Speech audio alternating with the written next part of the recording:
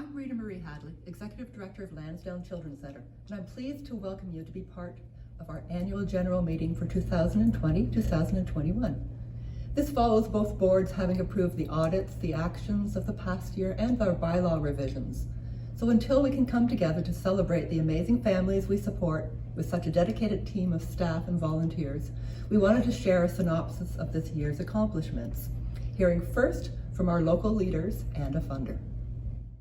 Hi, my name is David Bailey and I'm the Mayor of the County of Brant. It is my privilege to bring greetings from the Brant County Council to the Lansdowne Children's Centre annual AGM. First of all, I would like to congratulate you on winning this year's Community Building Award from the Chamber of Commerce.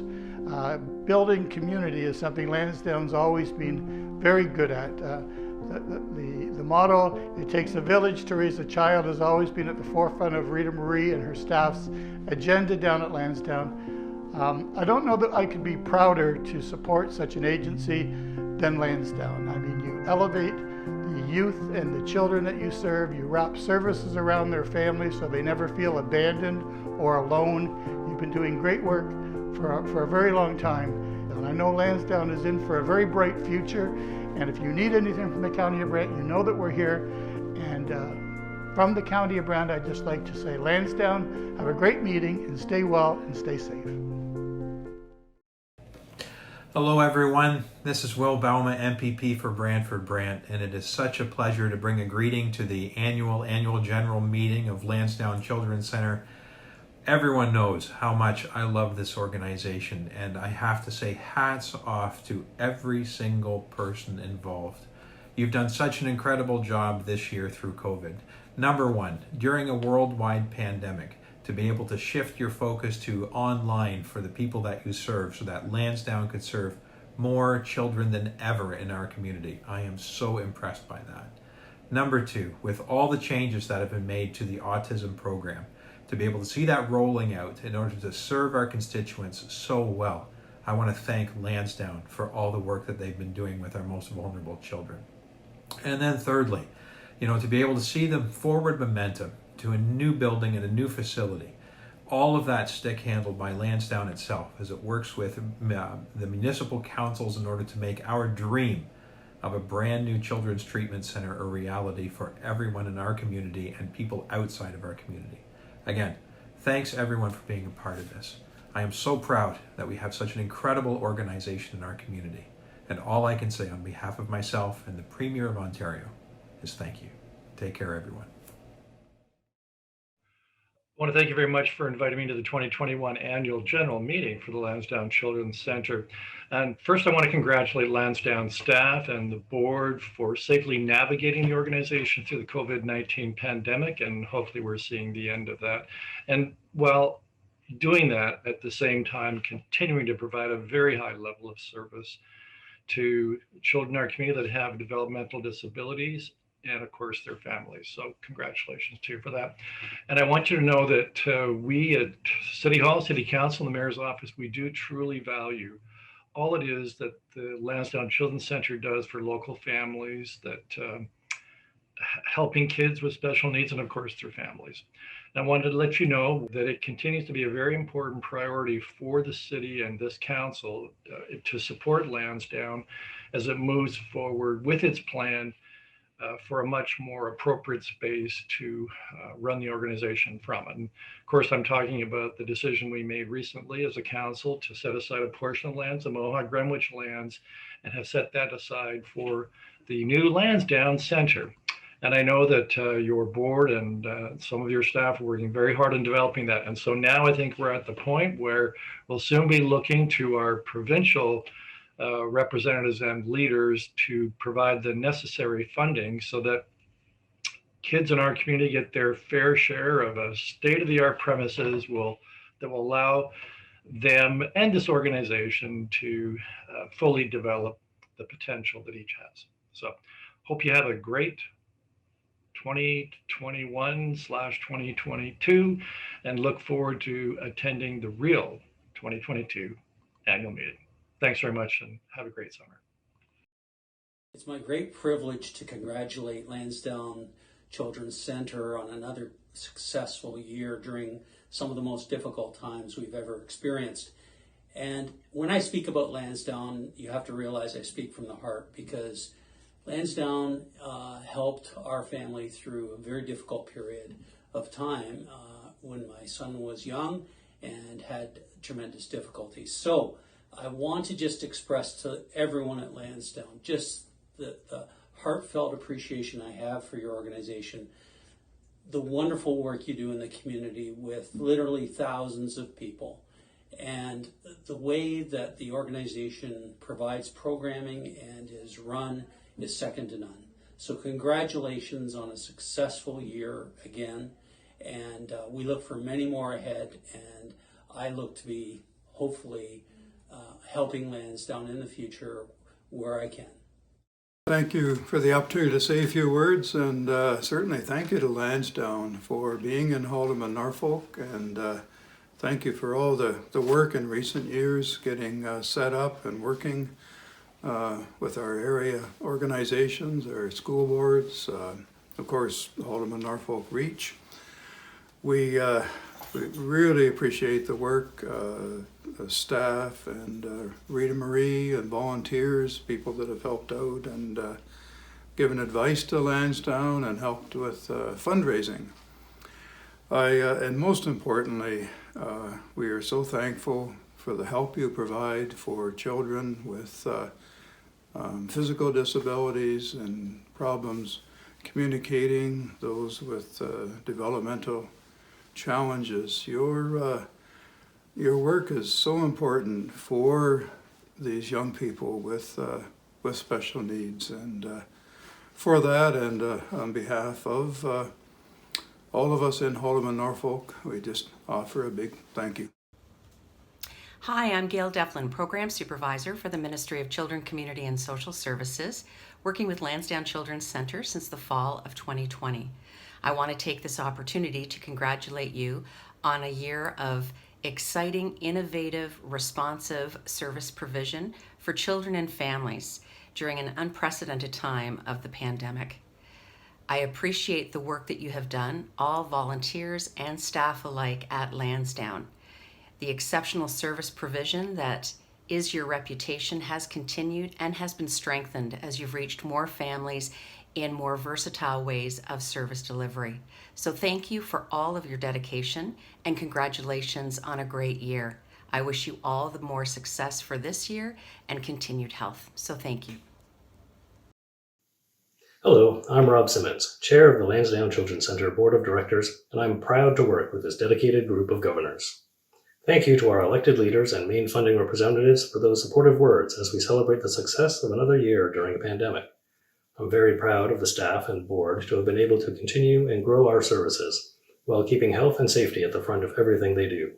I know this was not an easy year for our families or for the staff, adjusting to how they served families, or board members having all meetings virtually. The pandemic showed our resilience in adapting our services, which at least eased the pressures on our current space restrictions as we added virtual care, allowing us to proceed with space planning to address our serious crowding issues. We are pleased to be able to provide services close to home for our Haldimand and Norfolk families as a result of our dedicated spaces and teams in the counties, and to adapting autism services to continue meeting those needs. Finally, we're grateful to the Chamber of Commerce Brantford-Brant for recognizing Lansdowne with the Community Builder Business Excellence Award for the services we provide, which this video clip profiles. Thank you. Lansdowne Children's Center has been a story of growth, just like the young people that we support. It began with a number of families in the 1950s who were taking care of their children who lived with cerebral palsy.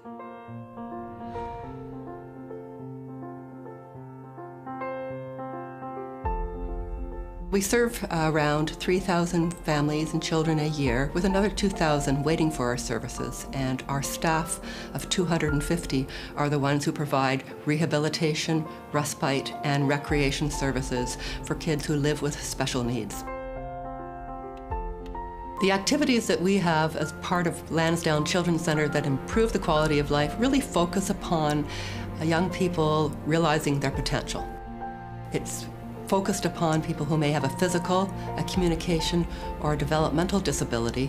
So it's looking at rehabilitation therapies, early child development, at supports for transitioning, at autism treatment services.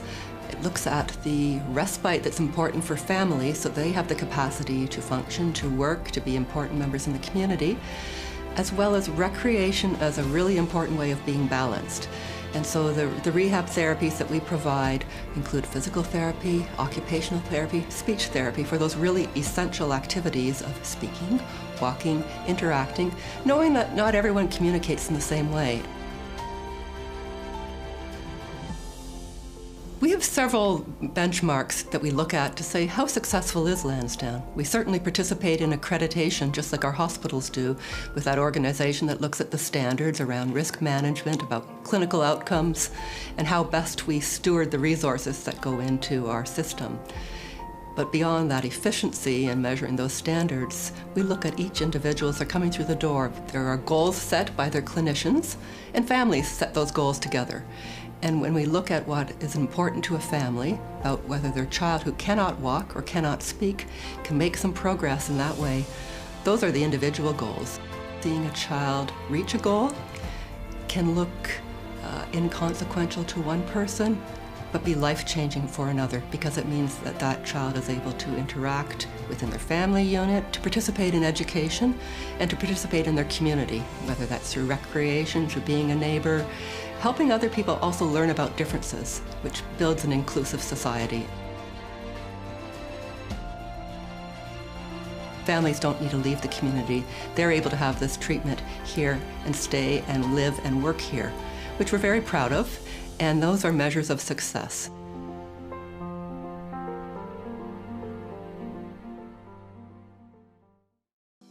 Congratulations to all the finalists. I'm very proud to announce that the Bowel Community Builder Award is presented to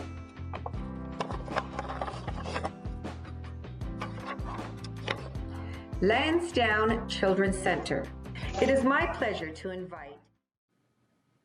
We're now pleased to be able to invite Alex Gill from the Mendicant Group to share some messaging with us that helps our organization contemplate our future planning. It's been a time of revisions and adaptations, and as we're looking forward, we're always grateful for an opportunity to think differently about how our work can always continue to support families. So I now give you Alex Gill. Hi there, and glad to have the opportunity to talk with you today. Normally we would give this talk in person, where we talk with boards, staff gathering, volunteer training, but thanks to COVID protocols, I'm giving this direct to video, so thank you for your patience with this. My name's Alex Gill, and 16 years ago, I founded a company called Mendicant Group after I'd worked as an executive in a number of nonprofit organizations. And Mendicant's team and I work on social issues in Canada and in 16 different countries so far. We work in the intersection of social need, community organizations, and solutions, and we don't really care where we find those solutions. We just want to make sure they work.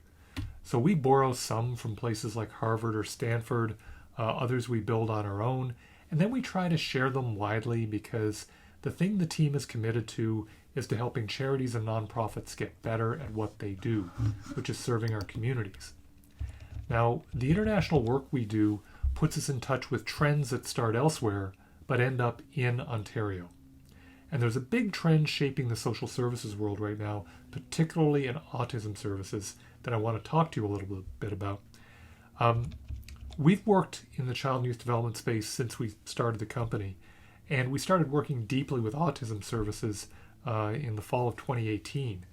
And that's when we got a call from one of our clients who worked in the space and said, "We hear the province is considering changes to how autism services are delivered, and when they described those changes, we looked at each other and said, this sounds an awful lot like what happened in Australia, in the UK, in British Columbia, and that's going to come home to Ontario."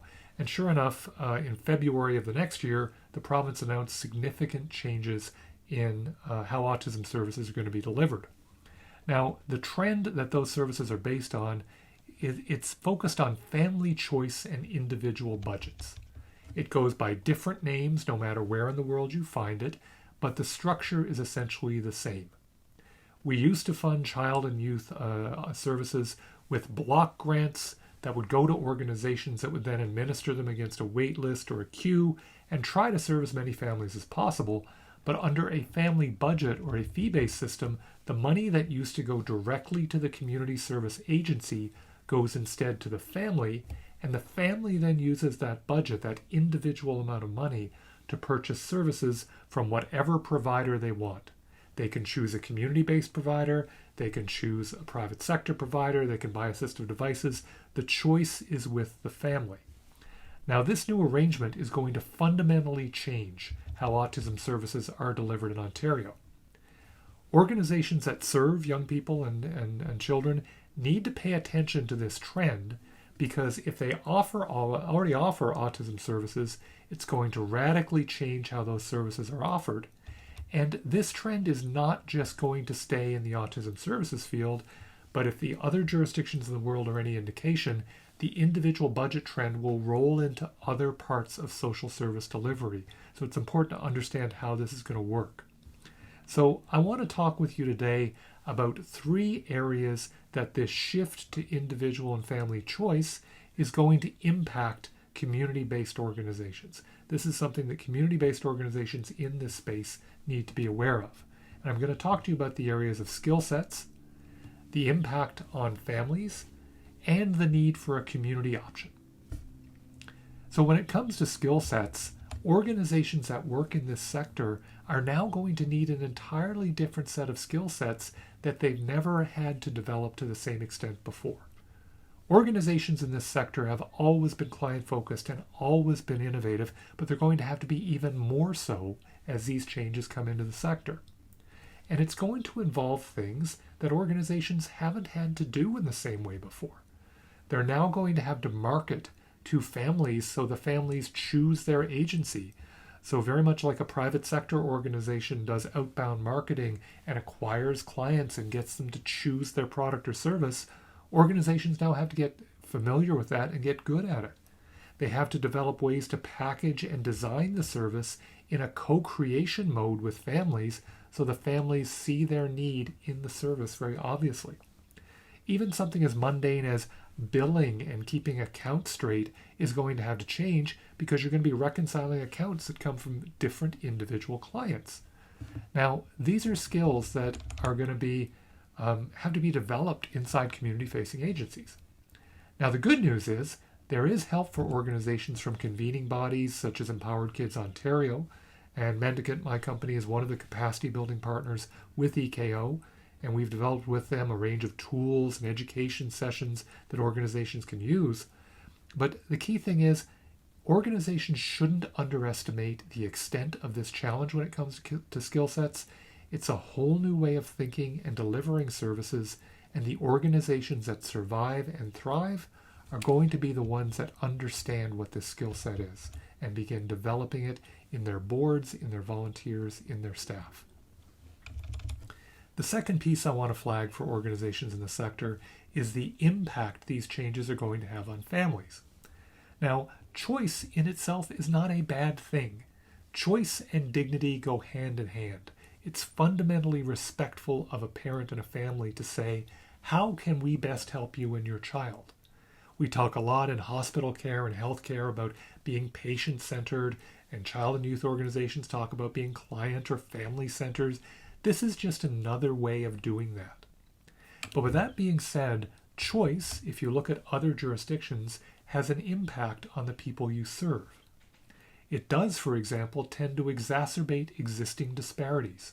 So where you have some families that are skilled at navigating a system and some families that face challenges in navigating a system, both those families are now choosing and exercising their choice in the same system.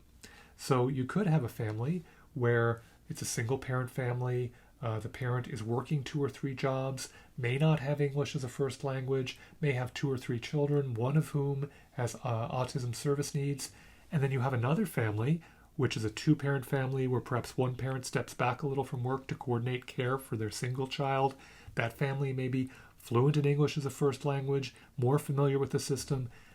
Choice-driven systems around the world tell us that where choice is introduced, if organizations don't find a way to mitigate it, often family B, the family that is not at a disparity, those families often do better in choice-driven systems than families that are under stress. So organizations need to find a way to level out the access. There's also an unconscious bias that comes into organizations in the sector, whether they like it or not. Many organizations often unintentionally, and that's a key word, unintentionally, bias towards the easier to serve kids. So where you have choice, where parents are coming to you and saying, I'd like you to serve me, organizations sometimes say, okay, this child has multiple issues and is going to be more of a challenge to deal with. This child is easier to deal with, and they both have the same amount of money that's coming with them. Even if you don't make that conscious decision, systems often begin to bias towards easier to serve kids, and we need to be conscious of that. The third piece is, and this is where organizations which have always been transparent are now called upon for an added level of transparency, where you have organizations choosing to serve families and saying, okay, we're going to put this kind of service package together, we're going to put this cohort together. You want to make sure that you don't displace kids in a queue, and you need to be transparent about why you're serving family A and not family B. It used to be very transparent. There's a queue, you have a position in the line, we will serve you when you get to the position in the line. If all of a sudden you now have parents that are coming in at random intervals and exercising their choice, organizations now have to be prepared to answer a question, which can come from the family that says, wait a minute, why are you serving that family and not my family? Choice comes with it, the expectation of service. So organizations need to get their head around that in order to mitigate the impact on families. The third and final piece I want to talk to you about is the need for a community option in a choice-driven system. When this was first introduced in Ontario, there were discussions that were happening about, can't we just go back to the old system, or I'm not sure if we want to participate in choice-driven care. With all due respect to people who have those opinions, which I respect, that's not the discussion we should be having. The discussion we should be having is, how do we, if this is what the system looks like, maintain a viable community-driven and community-controlled choice in a system that will now have private sector actors on an even field with community organizations? So think about that for a moment. The research from other jurisdictions tells us that the private sector often comes into social service delivery and looks for the easiest to serve families and takes them and does something with them, leaving for the community-controlled option the more difficult to serve families are the ones that have multiple needs. We need to make sure there is a viable community-controlled option in this new ecosystem. Because rather than have an organization with a profit motive standing beside the family, we need organizations that have a community service motive, looking at the changes in the system and saying to families, we can work with you, we can help you navigate this in your best interest. So just like we need increased capacity, we also need community-funded organizations, community-controlled organizations, to be looking at this system and saying, how do we maintain a viable community option in something that will now have private competition? That's a very, very important thing, because organizations in this sector have always stood beside families. Now there's going to be an added need for them to do that even more. So in closing, I want to put a couple of things on the radar for people who are trying to get their head around this transition. One is, it's going to require new types of leadership in governance, not just on the board level, but also on the senior staff level. We're going to need in the organizations in the sector a new level not just of transparency, but of leadership, of boards that can say, we see the changes that are happening in the community, and here is how we are going to respond. Here is how we are going to deal with families that now have choice. Here is how we are now going to try and serve more families. Here is how we as staff leadership are going to show our staff and lead them in the right direction. So there's a call here not just for policies and better communication, but also for the type of leadership that sees the challenge facing the sector and proactively does something about it. And the final piece I'll offer is that organizations often look at times of transition in terms of survival. and this is an okay frame to have. Organizations do need to make sure that they make it through this transition and thrive and maintain a community option. But another way to look at it is, it's not just about survival, it's about service expansion. We can tell you now, from the last time we saw the wait lists in Ontario, that for every one family, one child that was receiving some type of autism services, depending on the region of the province, 2 to 3 families were receiving no service at all. And as those families begin to get individual budgets, we now have the opportunity to broaden the service that we offer. If we can get the margins and the structure and the programming right, a question that is now incumbent upon organizations as they survive the transition is, how do we grow and expand to serve the families that need help? Because remember, 2 to 3 families, 2 to 3 children are out there not getting anything for every child currently receiving autism services. And we did some work with an organization a few months ago where they had changed their thinking on this and said, we're not talking about our wait list anymore, we're talking about our opportunity list, because we're trying to get our head around the idea that every child that we haven't yet served is an opportunity for us to work with that family to help make a difference. So in a time of transition, in a time when more resources are going to go to families, there's a survival challenge, but there's also an expansion and a community solidarity challenge where we can stand beside more families and help serve more families of kids who have autism. So I want to close with a thought on an optimistic thought, because we've got a sector here that really is a crown jewel of what social services look like in Ontario.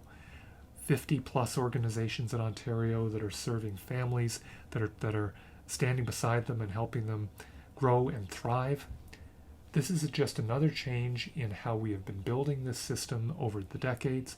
It's one that I'm confident organizations are going to be able to survive and thrive in if they can wrap their heads around the opportunity, the need for leadership, and the necessary transitions that their organizations are going to have to make. So I want to thank you for the opportunity to talk to you today. I look forward at a future date, perhaps to seeing you in person, and I wish you the best of luck in the year to come. We now reflect on the lives that thrive at Lansdowne Children's Centre, with service snapshots capturing the fun of therapeutic camps and recreation, then recognizing long-serving staff across the agency who provide these services, followed by families sharing their stories firsthand.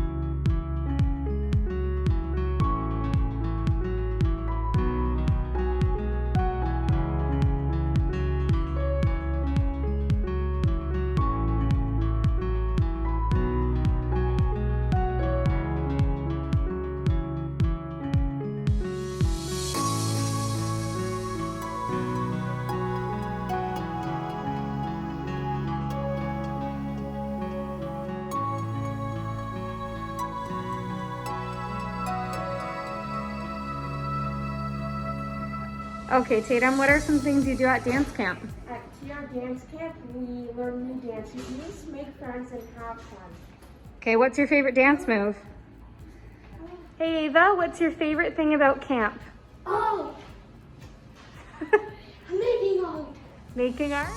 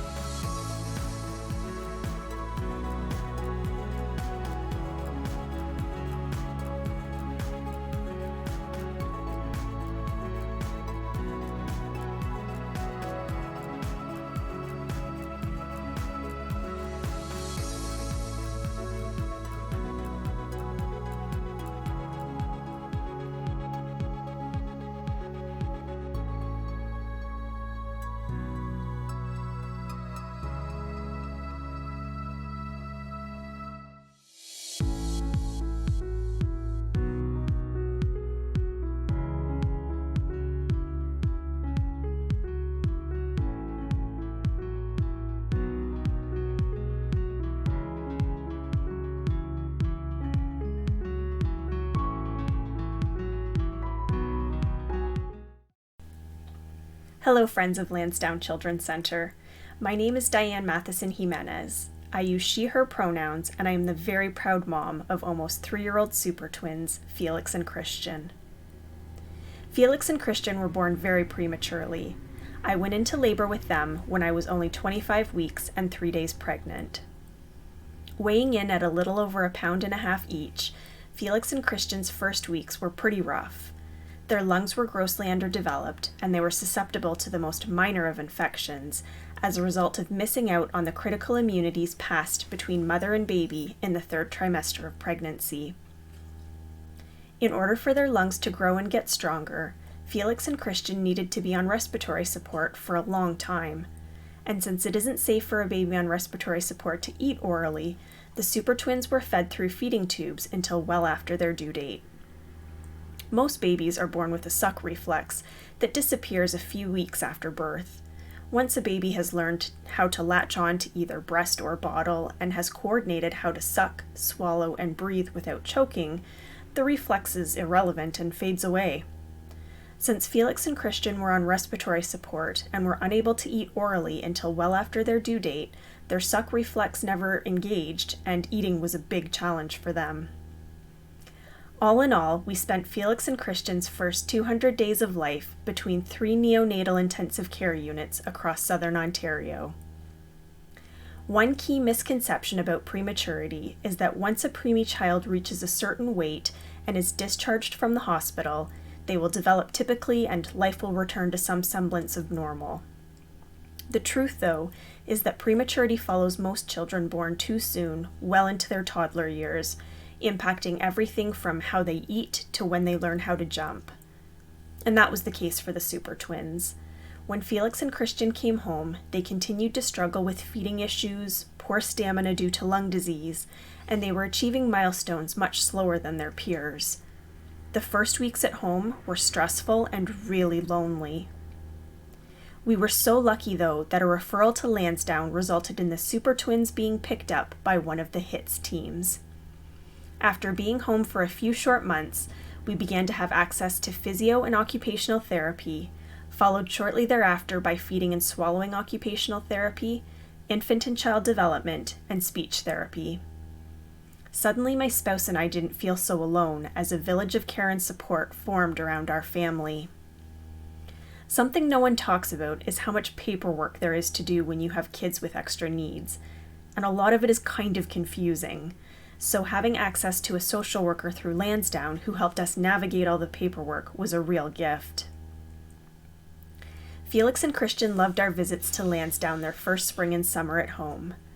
That fall, though, we were advised by the super twins' pediatrician that because of their lung condition, we would need to keep the kids home in a relatively sterile environment until flu season ended the following spring. I feared that would mean an end to the therapy that had been helping the boys so much, but the ever-resourceful Lansdowne staff found ways to support us from our home. The support we received in that first year has paid dividends, and while there's still a lot of growing to do, the Super Twins now enjoy eating. They run everywhere they go, they're speaking much more clearly, and they use scissors like it's their job. But the biggest change has been the confidence they've gained as we set and achieved goals with the help of their therapists. When it became clear that COVID-19 would be part of our landscape for the foreseeable future, the Lansdowne staff did what they do and pivoted to provide the best and most creative care possible over online platforms. The quality of the therapy sessions is in no way diminished because of the technology, and the Super Twins and I continue to learn so much from the therapists we're privileged to call our team.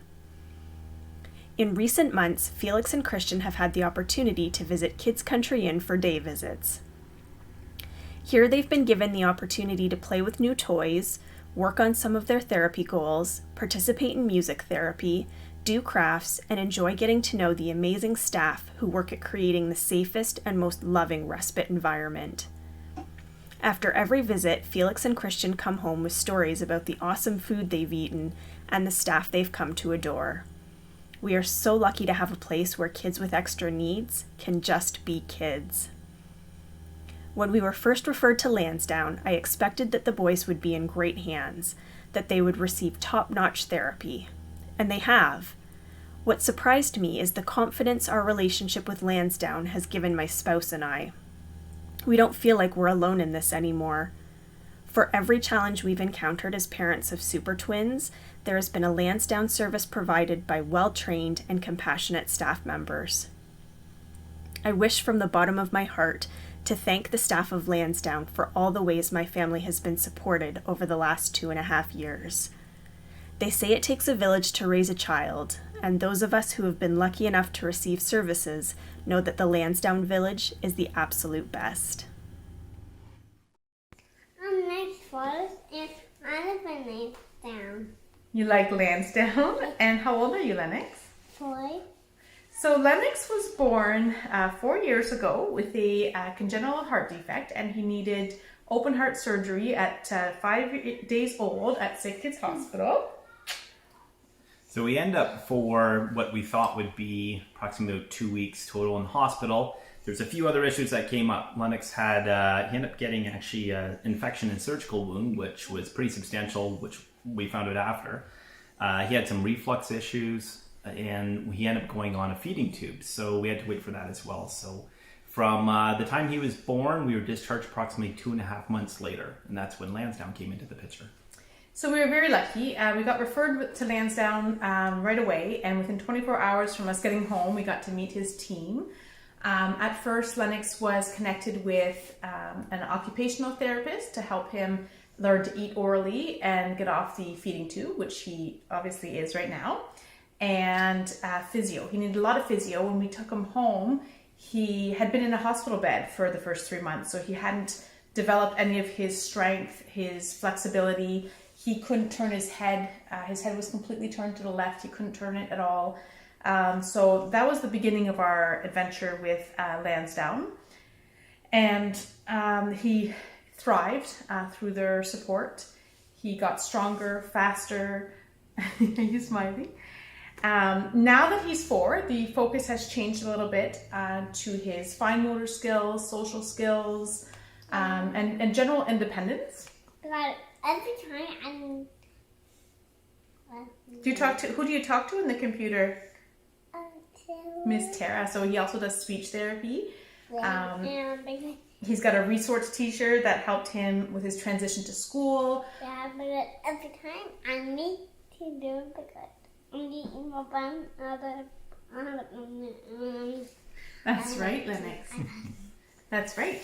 So basically, we are just so grateful for all the support that we've had for Lennox. And it didn't end there. I even attended a seminar on how to organize his medical binder, which is something that could be very overwhelming when you just receive so many appointments and tests and results. So Lansdowne has just been amazing. I think what they've done the most for us is to teach us how to deal with his shortcomings and not see them as shortcomings necessarily, but see them as, just what he needs to develop and to thrive. And they teach us how to help him with his speech therapy. They teach us how to get him to go up the stairs and how to be ready for school. So we're very grateful. We can't say enough good things about Lansdowne and what they've been able to do for our little Lennox. Can you say thank you, Lennox? Say thank you, Lansdowne. Thank you, Lansdowne. Big smile. Thank you. Bye. Over 2 decades ago, Lansdowne Children's Center's foundation was created to raise awareness and funds to support Lansdowne Center children. To hear about their success this year, I turn you over to our foundation board chair, followed by the ambassadors of our first and not the last virtual charity motorcycle ride, and then see the services that are made possible by donor dollars. Hi everyone. What an adventurous and interesting year this has been again. We have all had to adapt to this new way of living, and it has definitely been a challenge. To recap on our 2021 year, I am delighted to report that our community support boosted our 16th annual charity motorcycle ride last year, making it a successful virtual platform event. Our Christmas card campaign was very successful, with donors increasing their support as well. The Smile Cookie campaign raised close to $54,000. This was amazing considering we are still experiencing COVID restrictions in restaurants and companies are still working off-site. We were thrilled that our pandemic edition of Heroes Walk and Roll exceeded the results from the previous year in-person event by over $10,000. We were once again humbled to receive an anonymous $50,000 gift. The Stedman Foundation increased their support to $20,000, and D.H. Gordon Foundation and Alan R. Cook Foundation grants were $25,000 each, all of which allows us to continue to provide recreation programs for our children with special needs. We are pleased to be launching a new website with significant work from both TDG Marketing and the Foundation. We are in the early stages of our capital campaign, and we are dreaming of a new center for our kids to call home. Our foundation continues to work in partnership with the Lansdowne Center to maintain brand continuity and access stories from our clients and their families. A sincere thank you to all of our donors, the foundation board, foundation staff, and our volunteers. Thank you all for your support, and stay safe. Hi, my name is Gabriel. I've been with Lansdowne since I was about 4 or 5 and almost turning 15 this year. Lansdowne to me was a place that I went to for camps or groups during the summer, school weeks, or just the weekend. Lansdowne has introduced me to new people, helping me with my communication with others. I had met new kids that would become my friend, and I talked to on social media platforms. Lansdowne has taught me important skills that I would need in the world around me. I wish Lansdowne the best in the years to come. I'm sure that. Hello, my name is Isaiah. I've been in Lansdowne since I was 4 years old, and I'm almost turning 18. And this is what I think about.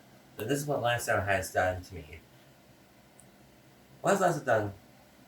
Well, Lansdowne is a wonderful place to be in, and if you have been here as long as I have, it'll feel like a little happy family.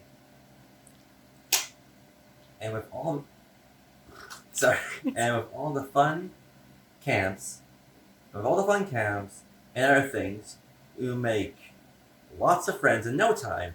And because of Lansdowne, I have met so many wonderful people and friends to have. And I hope you have some too along your way of Lansdowne and everything else.